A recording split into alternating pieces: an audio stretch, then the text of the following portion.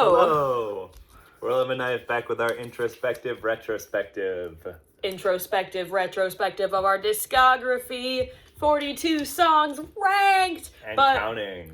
But we're talking about them by album rather than all in order. So today we are talking about our second release, an EP entitled In Our Darkest Sour. Get it? Do you get it? Do you get it?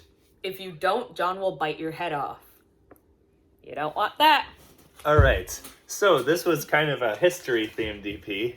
All of the songs were about some historical things. So what was the first song, Mia?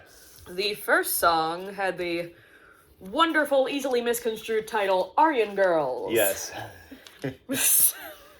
So, yes, we tend to, when we introduce it live, leave off the title.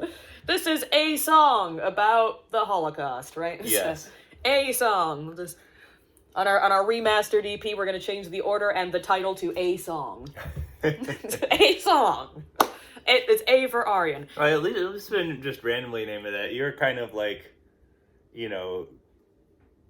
doing like a kind of analogy with it, right? Yes, but I mean, it's just the title, if you just say that to someone, yes, it comes across, like that Master Race song, which when you listen to it, is super comedic. Who actually did that? What, the Dictators? Yes. Yeah. Master Race by the Dictators. If you just looked at that on an album cover or something, you would assume, oh my god. But you listen to it and it's a massive joke. I mean, this song isn't a joke, but it is definitely not pro-Aryans. It's not pro-Aryan Girls. So yeah, this is one that you wrote the lyrics for. Yes, and I mean, as typical of the music, but here was our more successful attempt at a danceable number. Yes, this one is actually danceable. Which I had been really, really struggling to find any kind of danceable ability to write anything for a while. And then, strangely enough, the thing that triggered it in my head was we saw Lollapalooza after show, Franz Ferdinand, and they were fantastic. And I don't know, somehow it just kind of seeped into my head, and I was like, this is the kind of thing that I should be knocking off. And, it was definitely an inspiring show to see for this song, and thinking about, like, that sound and sort of their own sort of snarky political commentary, political, religious, like I'm thinking about like The Fallen and things like that. And so I was trying to kind of go for that same somewhat humorous but really not vibe. And so when the first lyrics of the songs are just like, these girls, they're lovely, they're lovelier than me. These girls, they're funny, they're funnier than me. And then at the second stanza of the song, it turns into, these girls, they're golden. These girls, their eyes shine Aryan blue. My hair is chestnut. My bloodshot eye is a deadly hue. And that came from an anecdote I heard in 4th or 5th grade. I remember I had this fantastic history teacher, this fantastic social studies teacher who told us about, I don't know if it was a relative or just another less known historical figure that had a photograph taken, and she was saved because someone was able to edit the photograph to give her blonde eyes and blue hair. Blonde eyes and blue hair. No, blonde hair and blue eyes, which was the ultimate at the time. And so anyone that didn't look like that was, possibly doomed to be gassed. And so thinking about that moment in the Holocaust and kind of looking at the much less dramatic version of my own sort of feeling of insecurities, feelings of social isolation, and just, drawing a comparison, but really the ultimate point being how horrific everything happening in the Holocaust was you really don't need me to tell you if you're a semi-decent individual, but I just thought it was an interesting angle to take, and then put that all together, and you got Aryan Girls. And then John wrote the rap in the middle. Oh, yeah, and then that was, that's the final one in my series of people voting against their own interest, and so, for now. For now. And so that was kind of like, that was more of like all these like, I think it was like the majority of white women voted for Trump. That's right. Like, were they morons? And so it was, who gave away the keys to the world? I blame it on the Aryan Girls. The ones that would have been favored, right? To be clear, not that white men voted even more for Trump, but like. But since we were on the subject, their rights weren't the ones about to be taken away by the fox they opened the hen house to. Yup. And I mean, that's the thing. We're still dealing with the repercussions to this day. It's an interesting and sort of tragic thing to look at. And then, yeah, the drums I made very, like, LCD sound system-y. It was that big combo of 2000s dance rock. Yep. Bands and lyricists and tonalities in the vocals, even. So, yeah, that's the first song. And, yeah, what did you rank this one? I ranked it 10. I like it quite a lot. I ranked it 13, yeah. This is definitely one. All 4 of these ones on this album we definitely bring out every now and then. This is probably one of the most of them. They're all solid to great in my ratings, yeah. Yeah. This is a good EP. So yeah, next up is our Schoolhouse Rock number, Jeanette Rankin 2020. And so Jeanette Rankin, she is, there were a lot of interesting things about her. So she was the first female congressperson. I believe she was even elected before women had the right to vote. Really? Countrywide. Oh, that makes sense. There's no law against them, like, serving. They just couldn't vote. Wait a minute. How did I never know that there might have been state rights to vote before? Oh, and there were tons of state rights to vote, but also, like, the women don't have to have the right to vote for a woman to be able to be elected. Interesting. Okay. Go on. She might have been right after the right to vote, but I think she might have been right before it. In any case, oh no, she must have been before it because she voted against World War I. So yeah. Oh yes, that was before 1920, wasn't it? Yes. Yeah. So then the most interesting thing about her is she was in Congress for both World War I and World War II with like a 20-year gap in between. And she voted against both because she was a staunch pacifist. And like, even though like voting against World War I was not, that made her somewhat unpopular. And then voting against World War II, she was one of, I think, only a handful of people to do that. And, you know, I don't necessarily agree because it's probably good that we got in there, ended the Holocaust, being in the first one and all that. But it's still, like, remarkable just, like, when she's already a big minority in Congress to be willing to say, like, my principles are against all wars and, like, you know, no matter what, like, that I'm going to vote for this incredibly unpopular thing to, like, be true to my principles. And so the song is just kind of a little Schoolhouse Rocky about like her and her life, and a lot of the quotes in it are taken from the Wikipedia page on her. I do very deep research, and just a remarkable person. Yeah, what an interesting figure that I hadn't heard of previously. And what's your favorite line in this song, Mia? Bombs may illuminate the sea, a line I still struggle to sing after all this time. It's because it went the phrasing with the like the rhythm of that line in the chorus. You have to say it in like this exact right way for it to fit. Bombs may illuminate the sea. Oh, you poke fun and you just barely did it now.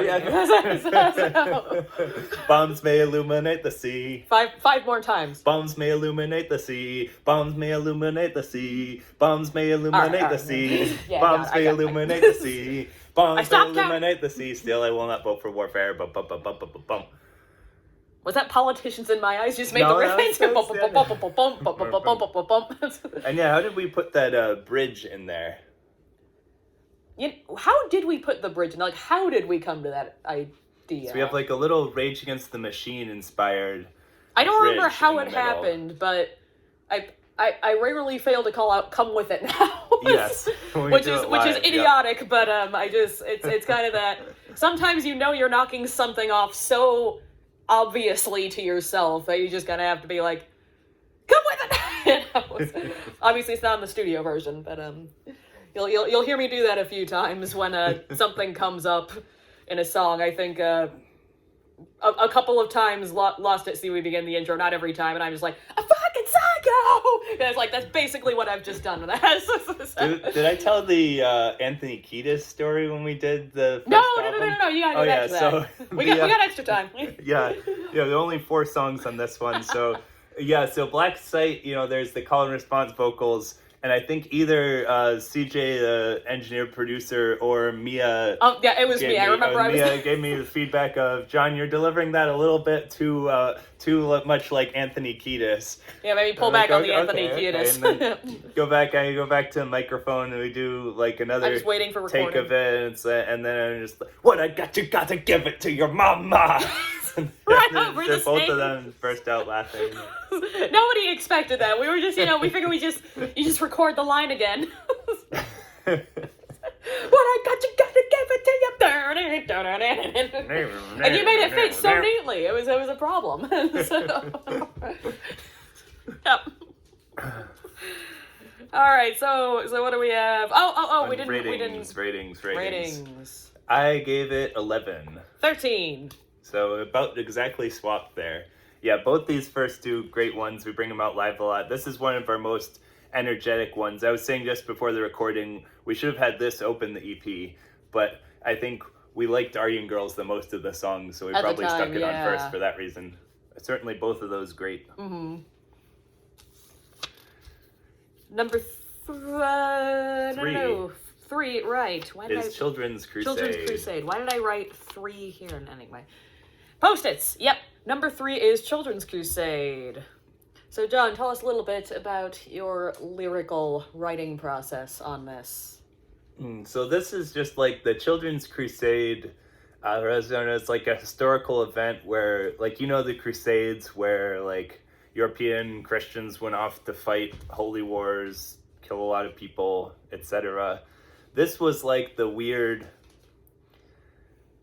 this was the fire fest of the Crusades, because this is where basically the goal was get a ton of children to march to one of the holy sites, because their purity and innocence would convert the infidels or something.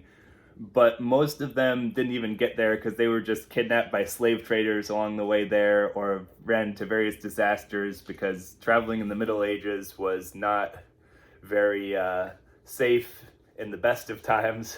And so it kind of ended up just being like, not only was the original idea dumb, but it wasn't really even executed on at all. They just kind of ended up getting sold off, killed, etc. Horrific, yeah.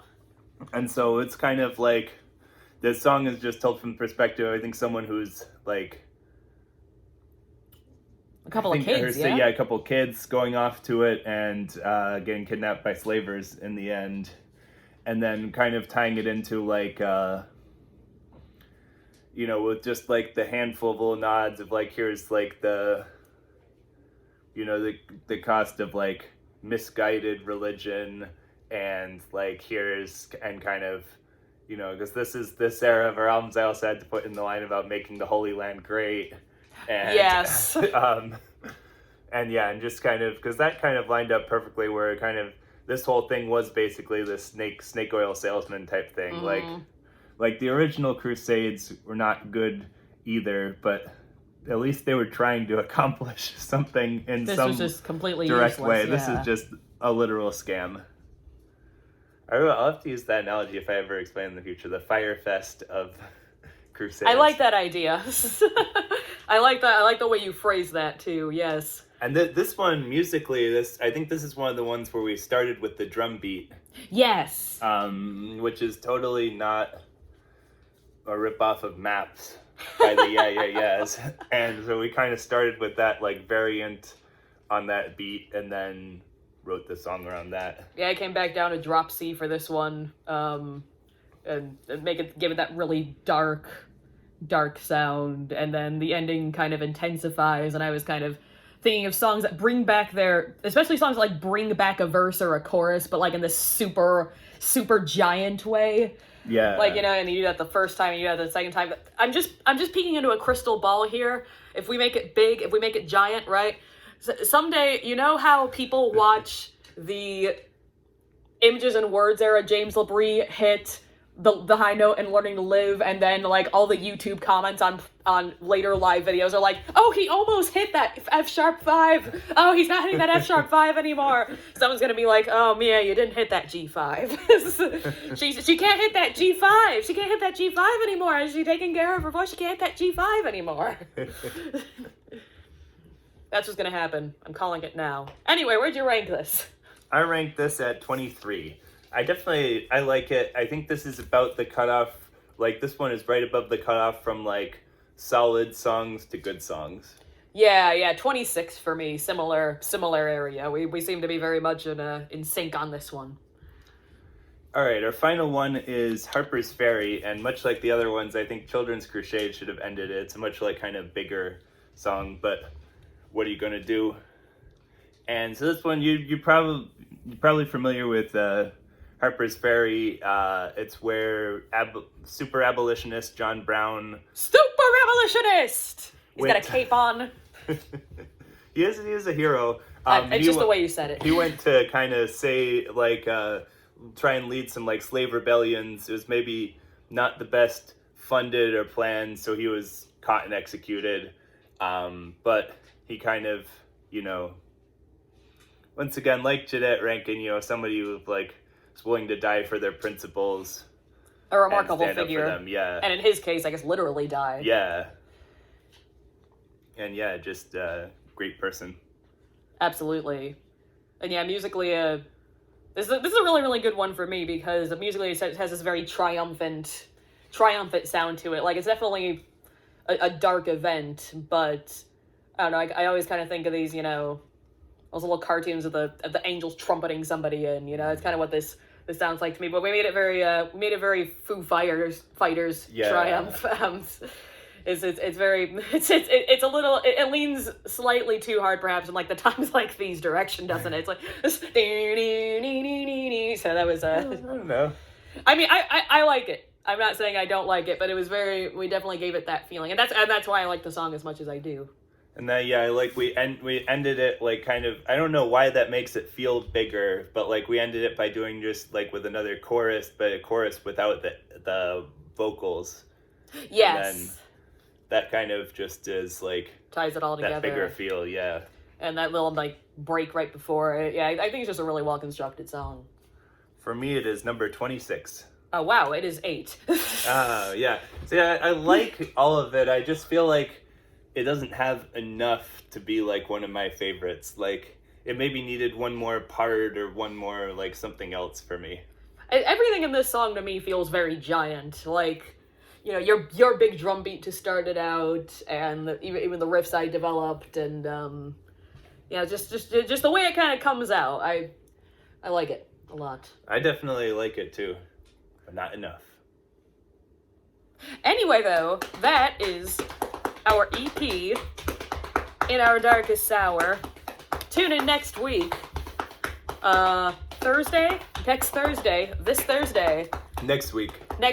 Next week to hear about I Know That This Is Vitriol, our second full-length album. You can end it.